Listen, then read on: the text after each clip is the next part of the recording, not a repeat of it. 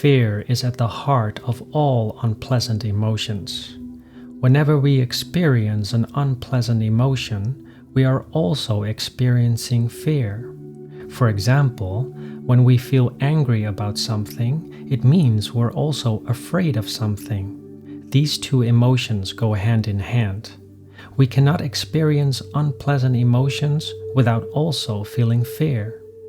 Now let's say someone is angry because their partner hasn't answered or returned their calls all afternoon. When they finally talk to their partner, they lash out, accusing them of not caring about the relationship. But the root of their anger isn't just the unreturned calls.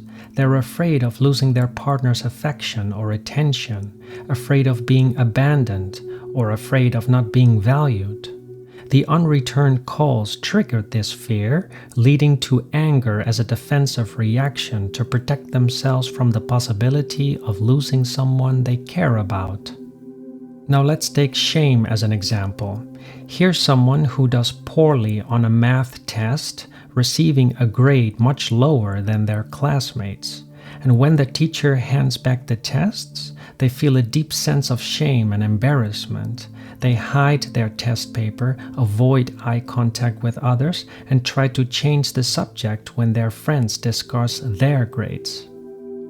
This sense of shame isn't just about the poor grade itself. It's deeply connected to their fear of being judged as unintelligent by their classmates and teachers. They're afraid of being perceived as less capable or dumb. The last example is about sadness and grief. When someone loses a family member, for example, and feels a deep sense of grief and sadness, what could they be afraid of? This grief and sadness are deeply connected to their fear of facing the future without that family member. They fear the void their absence will create in their life. They also fear that these emotions will overwhelm them, that they will never go away, and that things are not going to be all right. They may also fear the reality that one day they too will face death, or that they might lose other loved ones now that they have been confronted with the harsh reality of mortality. This existential fear intensifies their grief and sadness, making them feel even more vulnerable and lost as they grapple with the fear of the unknown and the lack of control over certain aspects of life. So where there are unpleasant emotions, there is also fear. And there's a logical reason for this. Fear is rooted in us to counteract suffering. It protects us. Without fear, there would be no need to guard ourselves against all kinds of small and great dangers in life. Life would actually be impossible without fear.